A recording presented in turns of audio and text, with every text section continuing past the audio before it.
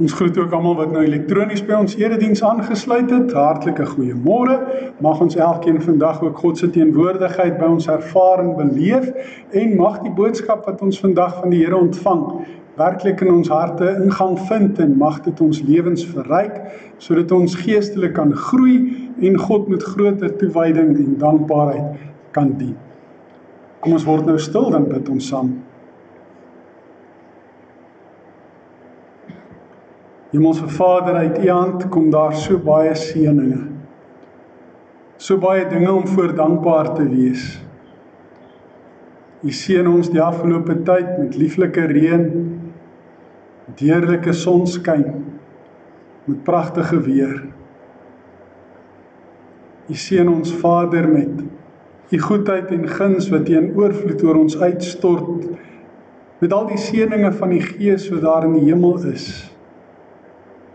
U seën ons met gawes wat ons kan gebruik om die liggaam van Christus, U kerk, daarmee te kan opbou. U seën ons in oorvloed met geloof en hoop en liefde, die dinge wat ons uniek maak en anders maak as al die ander godsdienste in hierdie wêreld. U gee vir ons genade, Vader, sodat ons daardeur vergifnis van ons sonde en verlossing kan kry.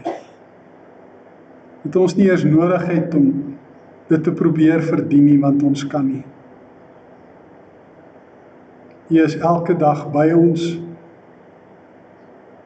en U reik elke dag na ons toe uit om ons nader te trek, om ons op die regte pad te help, om ons U glorieryke mag en majesteit en heerlikheid te laat aanskou.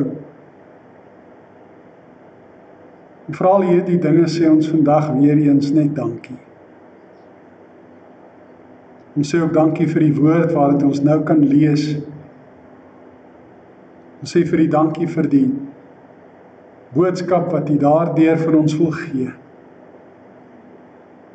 En ons sê vir die dankie dat U self daardeur aan ons verbind en dat U dit ook moontlik maak dat ons aan mekaar verbind kan word.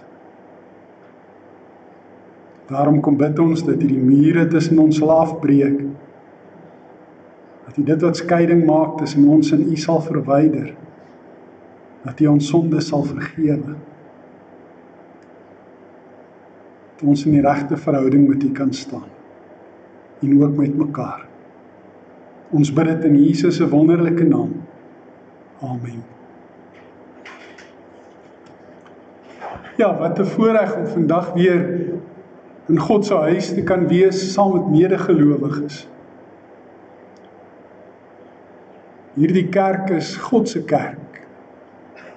En elkeen van ons wat in die kerk sit, is eintlik God se mense, God se kinders, wanneer ons in Christus Jesus glo. En as jy so na jou hande kyk, dan dink jy dis jou hande, maar eintlik is dit God se hande. Jou voete is eintlik God se voete. Want Psalm 24 sê die wêreld en alles daarin, die wat daarop woon, alles behoort aan die Here. En omdat alles aan Hom behoort, behoort daar eintlik by ons geen selfsug te wees nie. Ons het verlede keer gesels oor die stryd tussen ons sondige natuur en die Heilige Gees wat ons lewe moet beheer. Nie ons sondige natuur nie. Ons sondige natuur maak ons selfsugtig sodat ons mekaar hap en byt en wil verskeur. En so moet dit nie wees nie. Vandag gaan ons so 'n trappie verder en praat ons oor 'n paradoks. Nou, 'n paradoks is 'n Afrikaanse woord, al klink dit snaaks, dit kom eintlik van die Grieks af, en dit het te doen met iets wat teenoor mekaar staan en tog vreemd genoeg aan mekaar verbind is. Dis twee kontrasterende goed wat heeltemal verskillend is, maar tog saamgevoeg word. Paradoks. En hierdie paradoks waaroor ons vanoggend gaan gesels, is die paradoks dat 'n mens nie alleen is nie, en tog eensaam kan voel. Nie alleen nie, wel tussen mense, en vandag is ons hier in die kerkgebou, tussen ons broers en susters in die geloof, en tog kan jy geweldig eensaam voel. Dis so erg in ons tyd dat daar toenemend in die sielkunde gepraat word van 'n nuwe pandemie, soos wat die corona-pandemie 'n pandemie was. Dis met ander woorde 'n wêreldwye epidemie. Dis 'n verskynsel wat wêreldwyd voorkom, en hulle praat in die sielkunde in Engels van the duality of being connected and disconnected at the same time. Nou dis woorde wat ons nou in die tyd van die informasie-tegnologie era eers begin gebruik het, of ernstig begin gebruik het. Nou Vrydag byvoorbeeld was daar 'n onderbreking gewees in Vodacom se fibernetwerk in ons omgewing. So jy kon met al jou toestelle wat jy in jou huis het, jouself verbind aan jou internetverbindingsapparate. So jy was daaraan verbind, maar jy kon nie verbind met die internet nie. So jy is tergelykertyd verbind aan iets, maar tog ook nie verbind nie. En dis die paradoks, die duality of being connected and disconnected at the same time. Ons leef in die tyd van Foursquare, Instagram, Imgur, WordPress, Twitter, Facebook, Tumblr, Skype, Reddit, YouTube en noem nou maar op. Al daardie internet en sosiale media dinge wat ons gebruik. Ons internet het nou ook ons TV begin word, en ons gebruik die internet om ook TV te kyk, en ons sê vir DStv totsiens, julle het te duur geword, ons kan julle nie meer bekostig. So die skerms en alles is verbind aan die internet, selfs ons TV's is daaraan verbind. En tog leef ons in 'n wêreld van baie groot eensaamheid. Disconnectedness, as 'n mens dit so kan noem. 'n Gevoel van, ek is nie verbind nie. Ek is nie verbonde nie. Ek is eenkant alleen. En 'n mens sien dit ook oral rondom jou raak. Hoe dat mense by mekaar is, maar glad nie met mekaar verbind nie. Hoe dat hulle met die internet verbind is, met hulle skerms verbind is, met ander goed verbind is, maar nie met mekaar nie. Kinders is veronderstel om buite te speel, om vir hulle swaaie in die bome te bou, en boomhuise. Hulle is veronderstel om, soos wat ons cowboys en kroeks gespeel het, ook buitekant te speel met allerlei verbeeldingsspeletjies, en met hulle karretjies, en met hulle poppe, en met hulle fietsse, met hulle balle. Maar wat doen hulle? Hulle sit in die huise op hulle skerms. Hulle speel met hulle toestelle. So is hulle glad nie aan mekaar verbind nie, en leer hulle ook nie van kleins af wat dit beteken om regtig 'n maatjie te wees vir iemand anders nie. Want my enigste beste maatjie is my skerm voor my. En dit het 'n pandemie geword. Ons is nie alleen nie, maar eintlik verskriklik eensaam. Vandag gaan ons lees uit Psalm 25. Nou sal 'n mens wonder, maar hoekom Psalm 25? Dis baie jare terug geskryf, skerms wat nog nie eers iets in die vooruitsig nie. Dawid nie 'n idee daarvan gehad nie. Maar kom ons kyk 'n bietjie. Die ooreenkomste tussen Psalm 25 en hierdie pandemie, hierdie paradoks van nie alleen nie, maar tog eensaam wat ons in hierdie Psalm ook gaan kry. Maak my U weer bekend, is die opskrif van die Psalm. Dit is 'n Psalm van Dawid. Nou, ons het in die verlede al psalms gelees en dan sê ons vir mekaar, wat se tipe psalm is dit? Is dit 'n lofpsalm, is dit 'n dankpsalm, is dit 'n skuldbelydennispsalm, is dit 'n vertrouenspsalm, is dit 'n wysheidspsalm, is dit 'n klaaglied, is dit 'n gebed? Wat presies is dit? Nou hierdie psalm het eintlik iets van alles. So daar's nie een spesifieke ding wat 'n mens kan gebruik om die psalm mee te typeer nie, want al hierdie elemente kom in Psalm 25 voor, so te sê almal van hulle. Dit begin so, dis 'n gebed. Tot U, Here, rig ek my. Fokus ek. My God, op U vertrou ek. Laat my vertroue tog nie te vergeefs wees nie. Laat my vyande nie juig oor wat met my gebeur nie. Niemand wat sy verwagting in U stel, sal beskaam word nie. Die wat nie op U vertrou nie, hulle kom in die skande. Maak my U wil bekend, Here. Leer my U paaie. Laat U waarheid my lei en onderrig my daarin, want U is my God, my redder. In U stel ek elke dag my verwagting. Dink aan die liefde en trou, Here, wat U van altyd af betoon het. Moet tog nie dink aan die sondes en oortredinge van my jeug nie. Dink aan my in U trou, Here, omdat U goed is. Die Here is goed en regverdig. Hy wys selfs vir sondaars die pad aan. Hy laat aan hulpeloses reg geskied en hy leer hulle sy pad. Liefde en trou is die paaie wat die Here bewandel met die wat sy verbond en verordeninge bewaar. Terwille van U naam, Here, vergewe my sonde, want dit is groot. As iemand die Here dien, leer hy hom watter pad hy moet kies, sodat hy voorspoed sal geniet en sy nageslag die land sal bly bewoon. Die Here neem die wat hom dien in sy vertroue en maak sy verbond aan hulle bekend. My oë is altyd op die Here gerig, want dit is hy wat my voete uit die vangnet sal hou. Sien my in genade aan, Here, want ek is eensaam en verstote.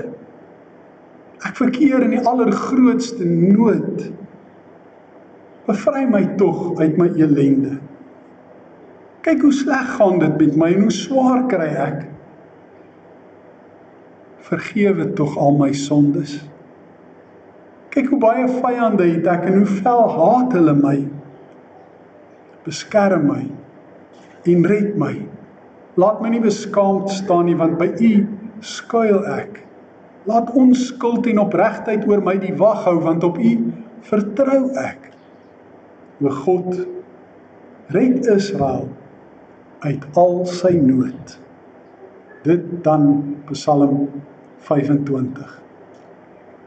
Ons sien, geliefdes, dat hierdie paradoks van alleen, of nie alleen nie en tog eensaam, dat dit nie 'n nuwe verskynsel is.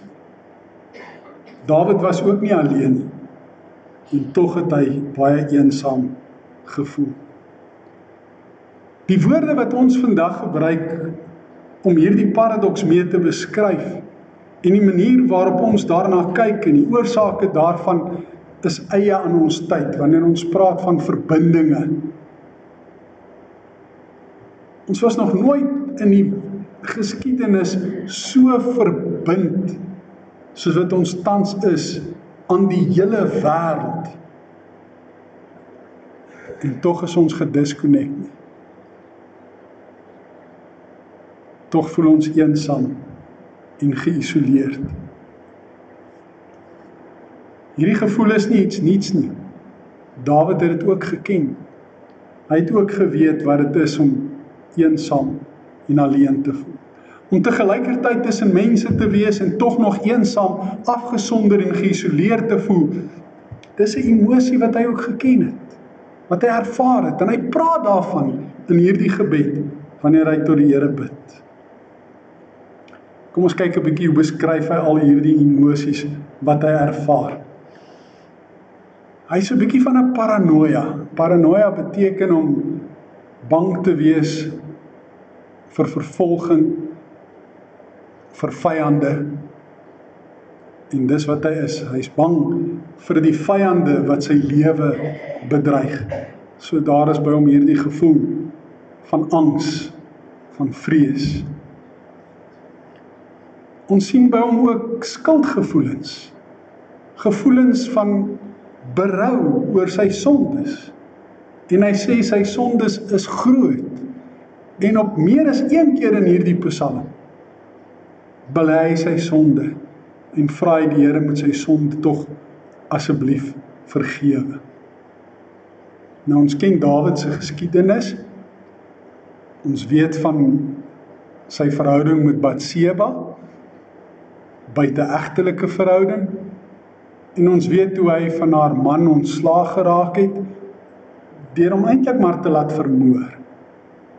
En hoe dat Nathan na hom toe gekom het, en met hom daaroor kon praat het, 'n metafoor gebruik het, hoe dat Dawid berou gekry het oor sy sonde, Psalm 51, toe gebid het, die Psalm van die berou oor sy sonde, waar hy gevra het, skep vir my 'n rein hart, o God, vernuwe my gees, maak my standvastig. Hier sien ons dat hy nog steeds van hierdie skuldgevoelens en berou oor sy sondes het. Dit is nie net die sondes oor Batseba nie, want Dawid het baie ander sondes ook gedoen, soos ons ook maar. Ons het nie net een groot sonde wat in ons lewe tussen ons en God staan nie. Daar's baie van hulle. En almal van hulle is groot. Daar is nie iets soos 'n klein sondetjie nie. Ons dink baie keer my sondetjies is nie regtig so groot soos 'n ander ou se nie. Ek het nou niemand vermoor nie. En tog het ek nou die dag vir iemand gesê hy's 'n idioot. En Jesus het gesê as jy dit doen, het jy eintlik moord gepleeg. Daar's nie soos klein sondetjies nie. Al die sondes is groot en Dawid het berou daaroor. Vertroue, wat eintlik 'n werkwoord is, sien ons in hierdie psalm, is ook 'n emosie. 'n Sterk emosie wat Dawid ervaar. Want hy vertrou in God. Hy plaas sy vertroue in hom. Hy weet God is vertrouenswaardig. God sal nie hom in sy vertroue teleurstel. En daarom beleef hy vertroue. Hy doen nie net vertroue nie. Hy beleef dit ook, hy ervaar dit ook. En ten spyte van alles, ten spyte daarvan dat hy weet God is by hom en dat hy op God kan vertrou, dat hy by God skuiling vind, voel hy nog steeds eensaam en verstote. Nie alleen nie, maar eensaam en verstote. Die paradoks. Hy verkeer in die allergrootste nood en ellende. En hy voel sleg daaroor, want hy kry swaar. Hy is nie op 'n lekker plek nie. En wat het Dawid gedoen met al hierdie negatiewe emosies? Hoe het hy al hierdie negatiewe emosies hanteer? Hierdie eensaamheidsgevoel, ten spyte daarvan dat hy nie alleen was nie. Hierdie gevoel van ellende en swaar kry en skuldig voel. Hoe het hy dit alles hanteer? As ons na hierdie psalm kyk, dan sien ons, hy het daaroor gebid. Hy het met die Here daaroor gepraat. Hy het sy hart voor die Here uitgestort. Hy het hierdie emosies wat hy ervaar het hy aan die Here bekend gemaak. Nou in ons tyd is daar al meer sprake van emosionele intelligensie. Jy het seker al daarvan gehoor. Ons het altyd gepraat van, jy doen 'n IQ-toets om jou intelligensie te meet. Deesdae doen hulle 'n IG-toets om jou emosionele intelligensie, of 'n EI-toets, emosionele intelligensie-toets, om emosionele intelligensie te toets. Om te kyk of jy emosioneel jou emosies kan identifiseer, of jy hulle 'n naam kan gee, of jy 'n graad daarin kan toeken, dit kan waardeer om te kan sê hoe erg dit regtig is, en hoe meer woorde jy ken vir jou emosies, hoe beter kan jy dit verwerk en hanteer en daaroor praat. En dis wat Dawid gedoen het, hy het emosioneel intelligent opgetree, deur sy emosies name te gee, deur dit te verwoord, en met die Here daaroor te praat. Hy het sy vertroue in die Here gestel. Hy het gefokus op die Here en gesê, ek rig my gedagtes op U. Ek rig my oë op U. Ek fokus op U. Een van die dinge wat 'n mens doen wanneer jy eensaam voel, is om op jouself te fokus. Jy kry jouself baie jammer, omdat jy so eensaam voel. En jy voel baie sleg oor jouself. En jy voel onwaardig, omdat jy dan nou so eensaam is. Jy voel, soos Dawid gesê het, verstote, weggestoot. Niemand hou van my nie.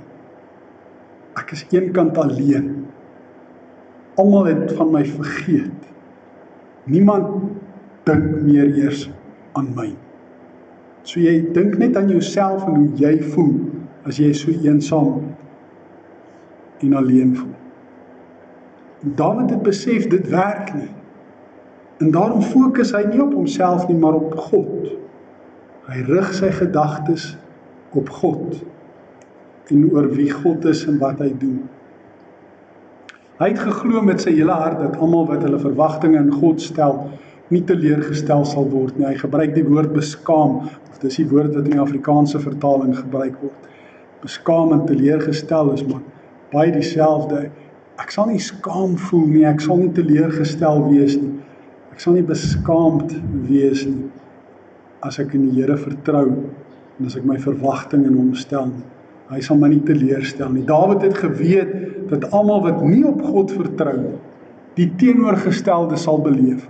Hulle sal in die skande kom, hulle sal teleurgestel word, hulle sal skaam ander kant uitstap. Hy het gebid dat God sy wil in hom bekend moet maak. Vir Dawid was dit belangrik om te weet, wat wil die Here hê moet ek doen? Op watter pad wil die Here hê moet ek loop? Watter keuses wil die Here hê moet ek maak? En daarom bid hy, Here, maak my U weer bekend. Leer my die waarheid. Leer my die regte pad. Want ek wil graag daarvolgens leef. Dawid het bely dat die Here God sy redder is. Dat die Here sy God is en sy redder. Die Here is die een wat hom verlos uit die mag van hierdie vyande wat sy lewe bedreig. Die Here is die een wat hom verlos van sy sonde. Dis hoekom hy sy sonde bely en vir die Here vra om vergifnis. En ons weet nou dat God ook ons redder is deur Jesus Christus, wat aan die kruis gesterf het, sodat ons die ewige lewe kan hê. En ook op daardie manier ons redder kan wees. Dawid het elke dag sy verwagting in God gestel. Nie net op Sondag of net op die Sabbatdag in hulle tyd nie, maar elke dag het hy sy verwagting in God gestel. Elke sekond van elke dag kan ons amper sê. En dan herinner hy die Here aan God se liefde en sy trou in die verlede. Al die dinge wat God in die verlede gedoen het, wat getuig daarvan dat God vol liefde en vol trou is. En dan vra hy vir God om nie te dink aan die sondes van sy jeug nie. Dis ook nog 'n skuldbelydenis. Ja, mens vang darm af vir jou verskriklike goed aan as jy jonk is, nie waar? En dis jy jonk is, dan eksperimenteer jy mos nou maar met alles. Jy probeer alle dinge en jy dink daai gedeelte wat Paulus in die Bybel gesê, kryf dit van Timoteus, beproef alle dinge en behou die goeie. Dit beteken jy moet elke liewe ding try wat daar is, om nou te kyk of dit lekker is of nie en of jy daarvan hou of nie. En so beland jy baie keer in die moeilikheid door al die verkeerde goed wat jy aanvang as jy jonk is. En dan as jy ouer word, dan raak jy bietjie meer wys, bietjie meer verstandig, jy vat 'n bietjie minder kansse, jy vat 'n bietjie minder risiko's. en jy begin weet hoe belangrik dit is om aan God gehoorsaam te wees. Ongelukkig word party mense nooit groot nie. Hulle bly in hulle sonde vasgevang lewe, omdat hulle sondige natuur in hulle lewe regeer. Dawid vra God om aan hom te dink aan sy trou. En hoekom? Want God is goed. God is liefdevol, God is genadig. En God is nie net goed nie, God is ook regverdig. En dis waarom God ook vir sondaars die regte pad aanwys. Want hy is vol genade en vol regverdigheid. Dawid bely dat God hulp verleen aan hulpeloses, deur aan hulle reg te laat geskied en aan hulle sy pad te leer. Soos jy hulpeloos voel, magteloos voel, God help jou. Hy gee vir jou uitkoms, hy leer jou die regte pad om te loop. En hoe lyk hierdie paaie wat God bewandel? Dawid sê dit is paaie wat besaai is met liefde en met trou. En die wat sy verbond en sy gebooie bewaar, beleef hierdie liefde en hierdie trou. Die liefde en die getrouheid van God. Een van die goed wat 'n mens wat eensaam voel beleef, is niemand het my lief nie. Ek is heeltemal alleen. En hulle beleef ook geen trou nie. Niemand is aan my getrou nie. Almal verstoot my. Almal vergeet van my. Maar as jy op die paaie van die Here loop, dan kom jy agter, God se paaie is paaie van liefde en trou. God het jou lief, en hy is altyd getrou. Al sal al die mense jou in die steek laat, almal wat jou vriende was jou verlaat, God sal jou nie verlaat. Hy sal jou nie in die steek laat nie, hy sal jou altyd lief hê. En hy sal altyd getrou bly aan sy beloftes wat hy maak. Dawid glo daarom dat die wat die Here dien by God leer watter pad om te kies. En as hulle dit doen, dan ervaar hulle voorspoed.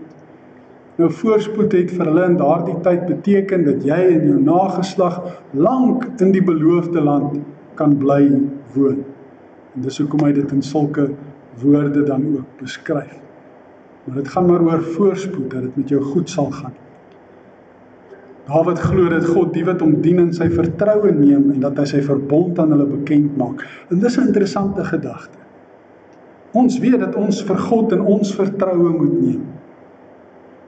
Maar Dawid sê, God neem ons ook in sy vertroue. Want hy kom en hy openbaar sy verbond aan ons, sy verbintenis aan ons, sy verbinding aan ons, kom maak hy aan ons bekend. Hy vertrou ons met daardie verbintenis. Daardie band van die verbond wat ons met hom het. Hy vertrou dat ons dit sal eerbiedig. Dat ons sy gebooie sal gehoorsaam. En dat ons hierdie verhouding en hierdie band wat ons met hom het, dat ons dit sal koester en dat ons dit sal sterker maak, dat ons dit sal laat groei. Hy plaas sy vertroue in ons. Ons moenie sy vertroue in ons teleurstel. Dawid het geleer om te fokus op God, want God is die een wat hom beveilig teen die gevare wat hom bedreig. Hy pleit om genade by die Here, want hy voel so eensaam en so verstote, so eenkant en so alleen. En daar's baie redes hoekom baie mense vandag so voel. Dit het nie alles net te doen met die skerms nie. Baie mense voel eensaam want hulle lewensmaat, hulle huweliksmaat, die een met wie hulle jare lank getroud was, is nie meer hier nie. Baie mense voel eensaam want hulle kinders het hulle iewers afgelaai by een of ander ouer huis of 'n versorgingsoord en so besig geraak met hulle lewe dat hulle nie meer by hulle ouers uitkom nie. En dan vereensaam hulle. Baie mense is getroud en hulle is in 'n verhouding met mekaar, hulle selfs langs mekaar. Maar iets het gebreek. Die band wat hulle aan mekaar verbind het gebreek. En nou is hulle nie alleen nie, maar hulle is eensaam. En so kan ons dink aan kinders. Kinders wat by die skool deur maatjies gespot en geboelie word. Een kan toegestoot word. En as dit pouse is, dan sit die kinders sulke hoopies by mekaar en eet hulle toebroodjies. Maar hy sit daar een kant stoksiel alleen. Niemand naby hom. Eensaam. En so kan ons aangaan. Jy almal weet wat ek bedoel. Dawid stort sy hart uit en hy vertel vir die Here dat hy in die allergrootste nood en ellende verkeer. Hy kry baie swaar en hy smeek God om hom daarvan te bevry. So as ons so voel, dan kan ons ook ons harte voor die Here uitstort. Ons kan ook met hom praat, ons kan ook smeek dat hy ons bevry en ons red uit hierdie negatiewe gevoelens. Ons kan ook skuiling vind by God, net soos Dawid. Dawid was bang oor die vyande wat sy lewe bedreig het en wat hom fel gehaat het. En die ergste van alles was, een van daai vyande was sy eie seun Absalom, wat in opstand teen hom gekom het en wat self koning wou wees. Ons weet hoe Absalom se lewe tot 'n einde gekom het. En toe Dawid die nuus kry, het die mense wat die nuus aan hom gebring het gedink, Dawid gaan nou bly wees want sy vyand is nou oorlede. Maar wat gebeur? Dis sy seun. Dawid gaan lê en rou en treur oor sy seun. Hy wil hom nie laat troos nie.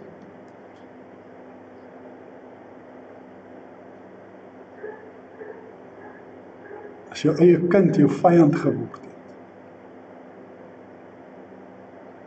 dan is jy mos eensaam en alleen. Dawid smeek die Here om hom te beskerm en om hom te red in hierdie Psalm. Hy vra God om onskuld en opregtheid oor hom die wag te laat hou, omdat hy op die Here vertrou. Hy wil nie skuldig voel nie, hy wil onskuldig voel. Hy wil nie ongehoorsaam voel nie, hy wil opreg voel. Gehoorsaam, getrou aan die Here. En hy wil graag eerder hierdie positiewe emosies beleef as al die negatiewe emosies. Hy besef ook onselfsugtig. En dis 'n belangrike punt, dat hy nie die enigste mens op aarde is nie. En al gaan die hele Psalm eintlik maar oor Dawid en sy gerigtheid op God en sy eie emosies en gevoelens wat hy op God uitstort, sluit hy tog die Psalm af met die woorde dat hy pleit dat God ook die volk Israel, die hele volk, uit al hulle nood sal red. Hy besef hy is nie die enigste mens op aarde nie. Alles draai nie net om hom nie. Daar's ook ander mense in nood. En hy doen ook vir hulle voorbidding. Hy vra dat God ook vir hulle sal red uit hulle nood. Geliefdes, waarom het hierdie paradoks, die paradoks van nie alleen nie, maar tog eensaam, in ons tyd 'n pandemie geword? Ons fokus het verskuif van ander mense na onsself. So selfsug is een van die grootste redes vir hierdie pandemie. As jou lewe net om jouself draai, en jy die enigste een is wat belangrik is vir jouself, niemand anders regtig tel, dan gaan jy vereensaam. Want jy gaan ander mense van jou af wegstoot. As ander naby kom, gaan jy blaf en jy gaan byt en jy gaan verskeur. Om Paulus se woorde van verlede Sondag te gebruik. Want dit gaan net oor jou, oor ek en oor my. Dis een van die grootste redes waarom hierdie paradoks 'n pandemie geword het. Ons fokus het verskuif van God na ons skerms. Hoeveel tyd spandeer mense elke dag op hulle skerms? En hoe vergelyk dit met die tyd wat hulle aan God afstaan? Hoeveel keer is hulle oë gerig op God? Dan maak hulle oë toe wanneer hulle bid. Hoeveel ure sit hulle voor hulle skerms? Terwyl ek hierdie preek gemaak het en besig was om oor hierdie saak na te dink, het ek 'n skerm, hier rekenaarskerm, ek het hier 'n rekenaarskerm, ek het hier 'n rekenaarskerm, so daar's 3 groot rekenaarskerms en dan is daar nog die laptop se skerm ook. So ek is omring deur skerms. En dan is my selfoon ook nog daar, alhoewel hy nou nie aan was nie, hy net daar gelê is, nog 'n skerm. Ons is so omring deur skerms. Ons fokus so op skerms, dat ons fokus op God heeltemal verloor het. Ons fokus het verskuif van verbinding aan mekaar, na verbinding aan die internet. Wat is die eerste ding wat kinders vra as jy sê ons gaan vakansie hou? Is daar wifi?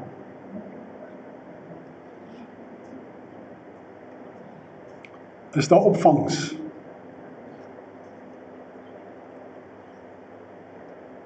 Dit gaan nie meer vir hulle oor saam met wie gaan ons vakansie hou en die tyd wat ons as familie en as gesin saam met mekaar gaan spandeer, mekaar gaan kuier, mekaar gaan gesels, mekaar verbind gaan wees. Is daar wifi?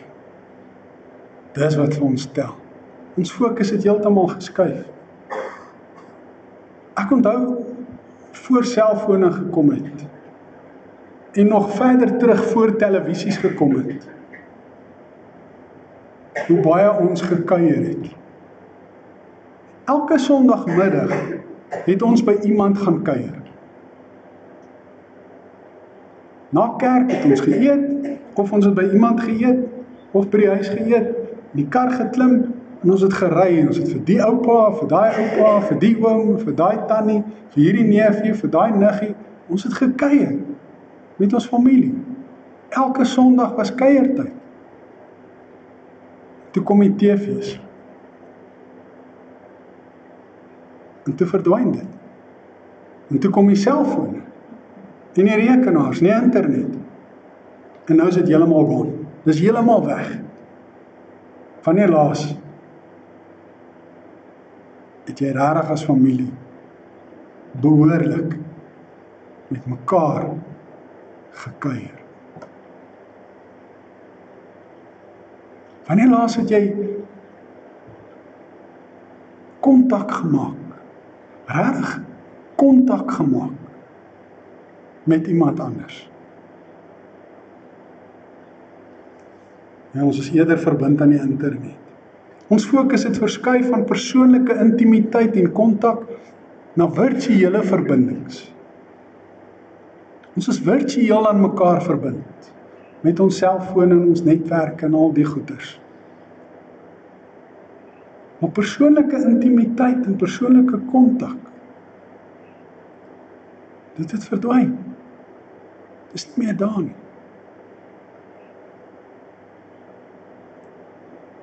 Ons fokus het verskuif van liefde vir God bo alles en ons naaste soos onsself, na liefde vir tegnologie. Ons is baie lief vir ons tegnologie. Al die gadgets, allemaal interessante goed. Maar dit is 'n tragedie. En die tragedie dis net 'n eenrigting verkeer. Tegnologie kan jou nie lief hê nie. Jou tegnologie kan nie jou liefde beantwoord nie. Jou tegnologie kan nie jou gevoel van eensaamheid laat verdwyn nie. Dit kan jou nie daarmee help nie. En tog is ons lief vir dit. bo alles. Dit het ons God geword. Dit regeer ons, en daarom praat ons van 'n technokrasie. Soos wat jy 'n demokrasie kry, wat beteken die volk regeer, kry jy ook 'n technokrasie, die tegnologie regeer. Maar die tegnologie kan nie ons liefde beantwoord. Is daar 'n oplossing vir hierdie pandemie? Is daar 'n oplossing? En is daai oplossing so oud soos Dawid? Ja. Ons sal soos Dawid weer moet leer om op God te fokus, op hom te vertrou, en sonder twyfel in hom te glo. Dit moet vir ons altyd, in alles, in die eerste plek gaan oor God en sy eer en die verheerliking van sy groot en heilige naam. Net soos Dawid, moet ons ook met berou oor ons sondes, belydenis doen van ons sonde. Moet ons God smeek om vergifnis en genade. Ons sonde van selfsug veral. En dis niks anders as liefdeloosheid nie. Selfsug is die teenoorgestelde van liefde. Ons sal God se goedheid, God se liefde en God se trou vir ons weer met waardering en dankbaarheid moet raak sien. Ons sien dit nie raak as ons heeldag op die skerms kyk. En as 'n mens op vakansie gaan ook, en jy ry met jou motor deur die pragtige omgewing, deur die berge en die valleie, en jy sien al hierdie skoonheid van die natuur om jou. Die kinders sien dit nie as raakie, want hulle is op hulle fone besig. Sien die God se skepping en waardering raak, dankbaarheid nie. Ons sal ook God moet pleit om ons te leer om op sy pad te loop en ons van struikeling veilig te bewaar. Dawid het al die oplossing gehad. Ons sal ons vrees vir persoonlike kontak, ons verbinding vrees, ons vrees vir intimiteit, sal ons moet oorwin deur die mure wat ons om ons opgerig het weer af te breek. Op ons rekenaars het ons firewalls. Die firewalls moet keer dat hackers nie na jou rekenaar toe kan kom en jou data en jou inligting kan steel en beheer van al jou goed kan oorneem en alles wat daarmee saamgaan. So ons gebruik firewalls op ons rekenaar. Ons doen dieselfde in ons eie lewe. Ons rig mure om onsself op. En hoekom doen ons dit? Ons doen dit uit selfverdediging, want iewers in die verlede het iemand ons teleurgestel of seer gemaak, in die rug gesteek, verraai, verloon. Noem dit maar op. En nou is ek bang, ek kry weer seer, nou is dit vir my moeilik om weer te vertrou, want my vertroue was in die grond en verpletter. Nou bou ek maar 'n muur om myself te beskerm. En al wat gebeur is ek isoleer myself. En die resultaat daarvan is eensaamheid.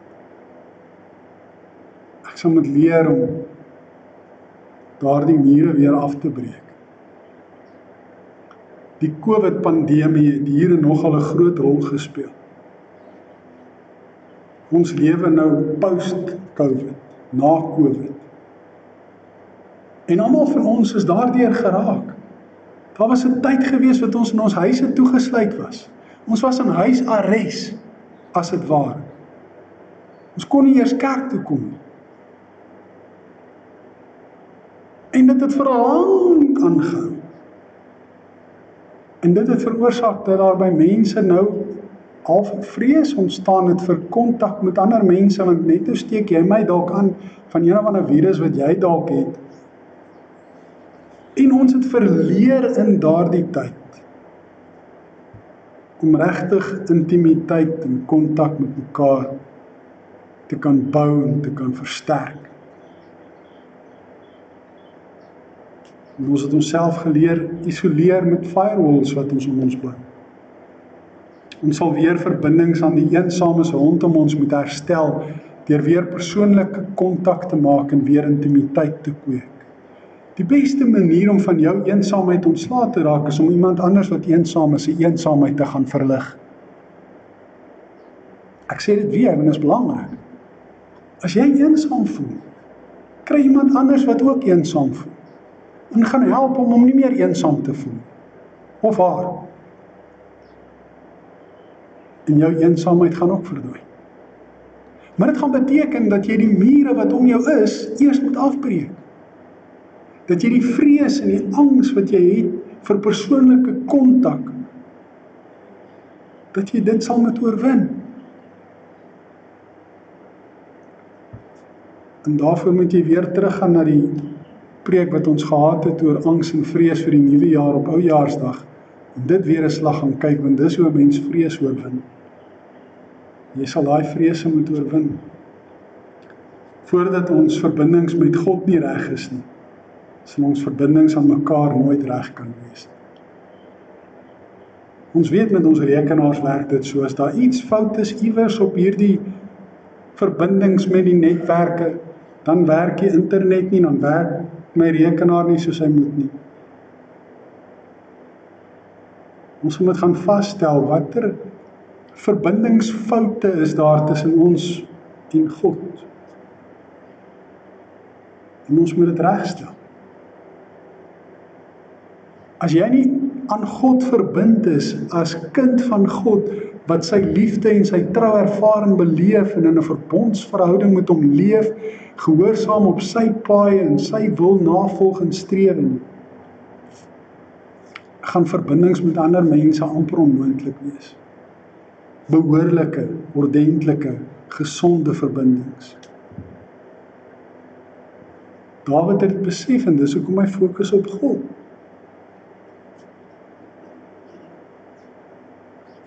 Ons moet ook leer om weer op God te fokus. Om hom lief te hê met ons hele hart, ons hele siel en ons hele verstand. Dan sal ons ook ons naaste kan lief hê soos onsself. Dan sal ons ook ons verbindings met mekaar weer kan herstel. Daar is dus 'n oplossing, ja. Dawid het dit al meer as 2000 jaar terug. Hy het dit al reeds geken, geweet, gevind, gebruik. Ons kan baie by hom leer. Al dink ons is so slim met al ons tegnologie. Ons kan baie by hom leer. Dis my gebed. Dat God werklik vir elkeen wat, al is hy nie alleen nie, en tog eensaam voel, sal leer om hierdie eensaamheid te oorwin. Amen. Kom ons bid saam. Hemelse Vader, dankie dat ons vandag ook uit U woord kon leer hoe dat Dawid destyds al probleme wat ons vandag ervaar, ook ervaar en beleef het. En hoe dat hy dit hanteer het, hoe dat hy dit oorkom het. Ons wil vra dat U vir ons die wysheid en die insig sal gee en die gewilligheid om ook oplossings vir hierdie probleme wat ons ervaar en beleef te oorkom. Ons kom vandag spesiaal na U genade troon, Here, om te kom bid en te pleit en te smeek dat U vir elkeen wat so eensaam voel, al is hulle nie alleen nie, om hulle te help om op U te fokus, om hulle verbinding met U te herstel, om uit te kom en daardie mure om hulle af te breek, hulle vrese te oorwin, iemand anders se eensaamheid te gaan verlig, en in die proses te ervaar dat hulle eie eensaamheid ook verdwyn. Soos ons vroeër vandag ook gesing het, wil ons bid, Here, leer ons mekaar vergewe. Leer ons om mekaar weer te vertrou. Versterk U self die bande. die verbindings tussen ons en U, en ook tussen ons en die mense rondom ons. Dankie dat ons kan weet, dat ons by U kan skuil en op U kan vertrou, en dat ons op U paaie kan wandel, omdat dit die waarheid is, omdat dit uitgeplaveid is met liefde en trou. Dankie dat U goed en regverdig is. Soos Dawid wil ons ook kom bely, Here, dat ons sonde groot is. Wil ons kom pleit, vergewe ons asseblief al ons sondes. Reinig ons van alle ongeregtigheid. Was ons skoon met die kosbare bloed van die lam.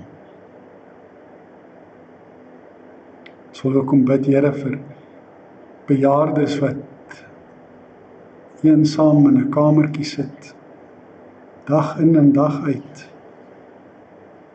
Wie se kinders hulle heeltemal verwaarloos en vergeet het. Ook hulle wat dalk nie eers meer enige iemand oor het in hierdie wêreld nie. Nie 'n kind of 'n kraai nie. Wees ook daar by hulle, Vader, teenwoordig. Verlig ook hulle eensaamheid met U teenwoordigheid.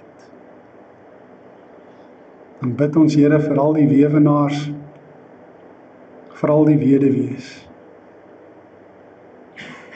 Here, U weet hoe moeilik dit is in die aande wanneer hulle moet kamer toe gaan en alleen in die bed moet klim. U weet hoe dat daardie eensaamheid hulle ook kan oorweldig. En daarom bid ons dat U ook by hulle sal wees. Dat U ook daardie gevoel sal wegneem. Dat jy hulle ook sal help om ook weer ander verbindings, gesonde verbindings met ander mense te kan aanleer en aankweek en bou. Verbindings waardeur U geëer en verheerlik word. Dankie, Vader, dat ons dit alles kan kom bid in Jesus se naam, en dat ons kan vra dat U by elkeen sal wees wat siek en eensaam is. Amen. Jy het nou geleentheid om vir die Here dankie te sê met die dankoffers.